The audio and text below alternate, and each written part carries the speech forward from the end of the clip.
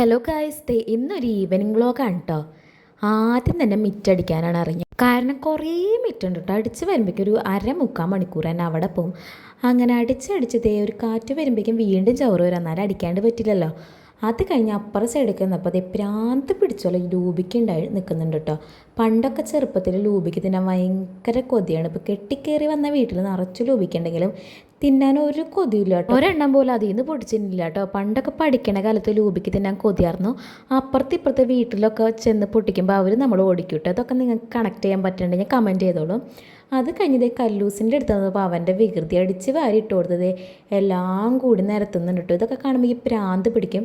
പിന്നെ വൈകുന്നേരം ആയപ്പോൾ കാളനും ഉണ്ടായിരുന്നു. പിന്നെ ചിക്കൻ്റെ കുറച്ച് ബാക്കി ഉണ്ടായിരുന്നു കേട്ടോ. അപ്പോൾ അത് കൂട്ടി അഡ്ജസ്റ്റ് ചെയ്യാമെന്ന് വിചാരിച്ചു. പിന്നെ നോക്കിയപ്പോൾ കല്ലൂസിന് 2 വയസ്സ് തികയാറായിട്ട്. അപ്പോൾ അവന് വിറ്റാമിൻ എ കൊടുക്കാനായിട്ട് ബുക്ക് നോക്കിയപ്പോൾ അലമാരയിലാണ് ബുക്ക്. അലമാരയുടെ താക്കോല് കാണാനില്ല.